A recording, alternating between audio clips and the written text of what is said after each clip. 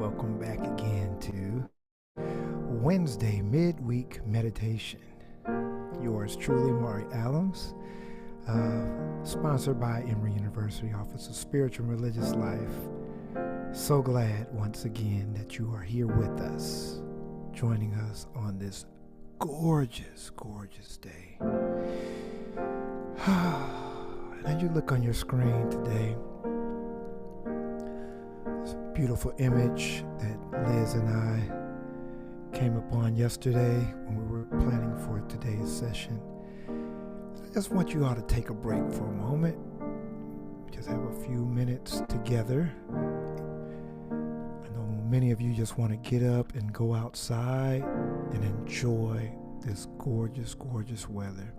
Isn't it something how after storms, after chaos, after disaster, how things just move on, go on? That's what we're here to talk about today. Even as we pause, we want to pause and take a breath. And what taking a breath does, and being mindful and focusing on our breath and our breathing, brings us into the present moment,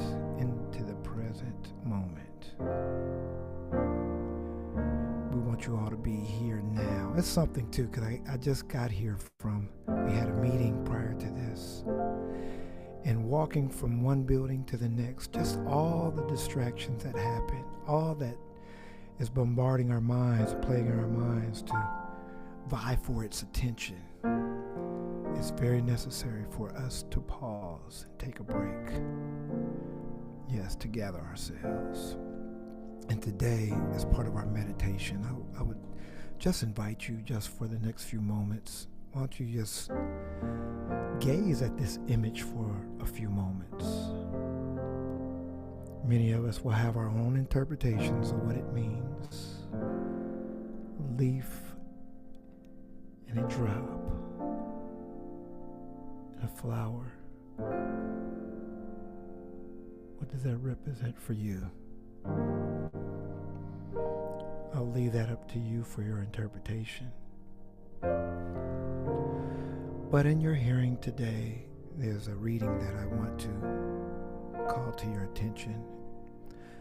Why don't you just still yourselves, center yourselves. Make this moment the most important moment for you right now. That includes putting aside your phone, releasing whatever you have in your hands, and just, why don't you just sense what is going on in your mind, in your body, sensations. How are you feeling? Why don't you breathe through that? And whatever is causing discomfort or tension even in your body, why don't you just breathe through that and give attention to it? And see it dissolve. How about that? Yes, even through your breathing. Breathe through.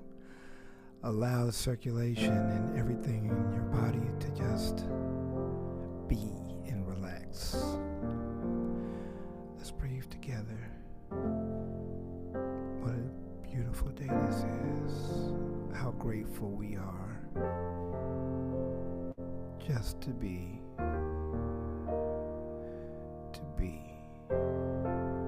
And breathing allows us to identify what that being we are.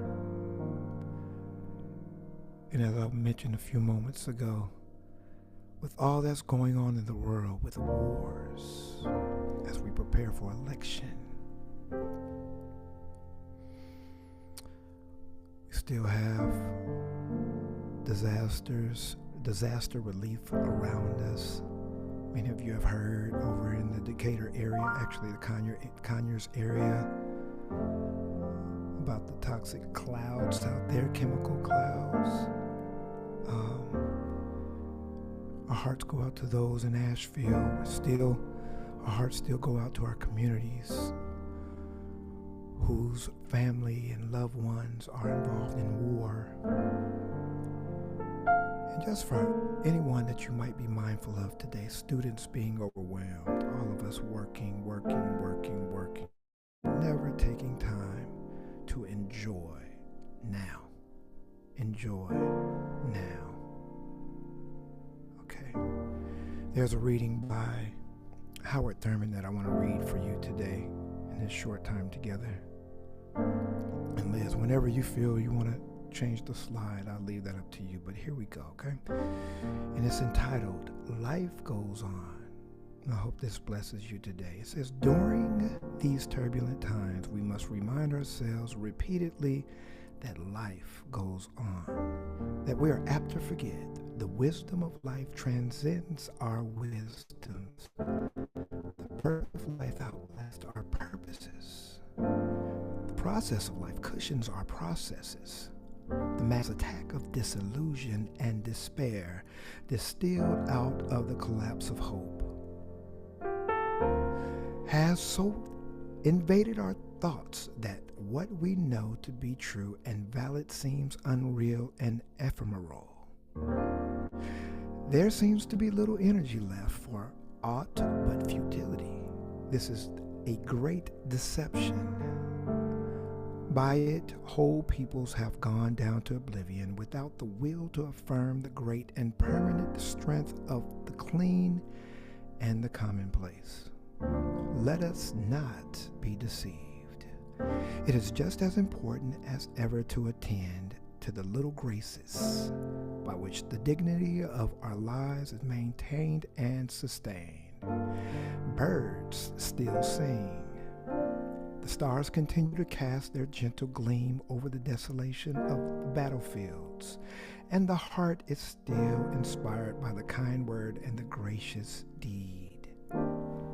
There is no need to fear evil.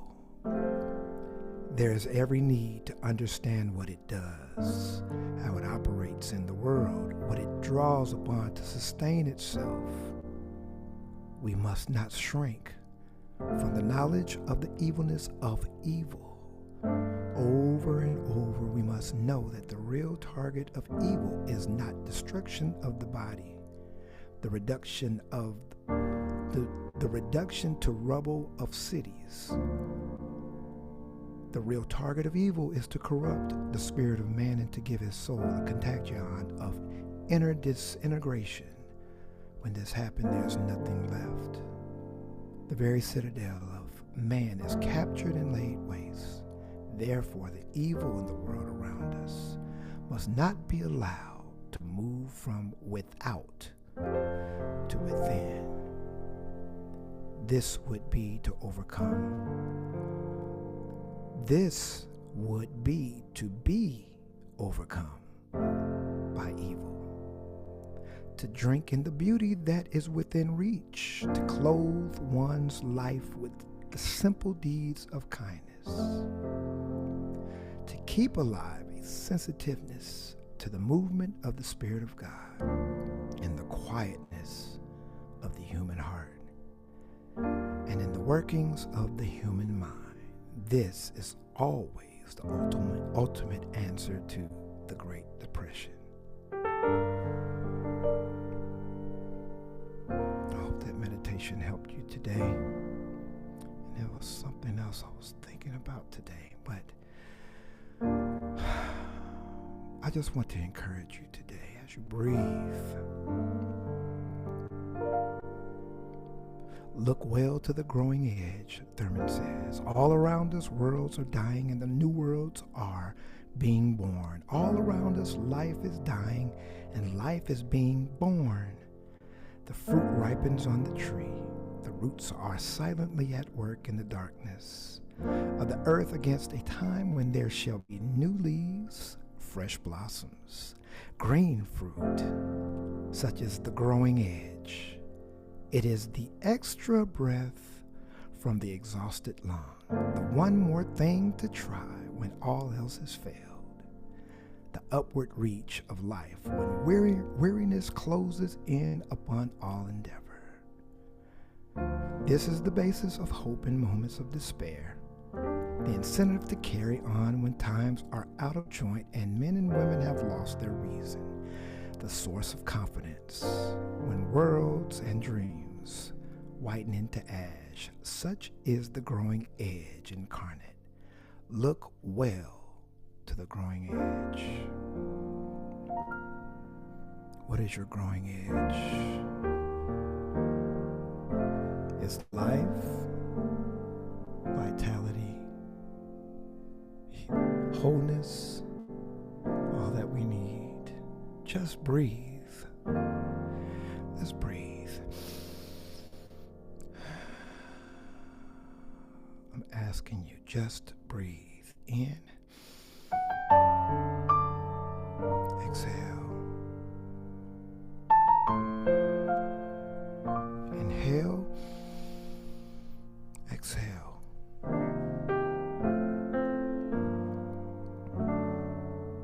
right. Inhale, exhale. And we give thanks today for newness, for healing, strength, gratitude, thanksgiving. All we need is within. Breathe. Exhale. Let's close with this.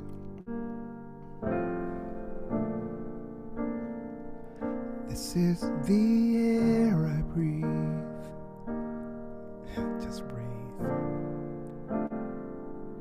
This is the air I breathe. Your holy presence living in me, and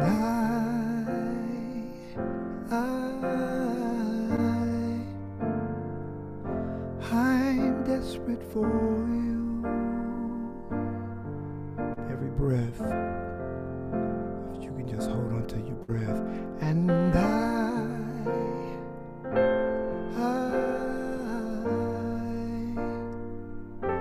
I'm lost without you.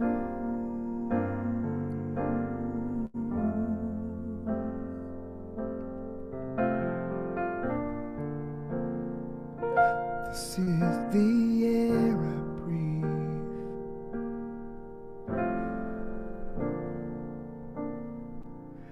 This is the air I breathe. So today, as you see on your screen, we invite you to just breathe from your healthy, vibrant soul. Breathe and be well. And we wish you well on this gorgeous day. We ask and we hope and pray that the rest of this day will be all that you anticipated, expected, and that it exceeds all of your expectations, and that you are well. Be good to yourself and be good to others, and we will see you again next week. Same time, same channel. We love you here at the Office of Spiritual and Religious Life at Emory University. Again, my name is Maury Allums, and if this is a help to you, please email me and let me know at mallums@emory.edu. Be well. Thank you.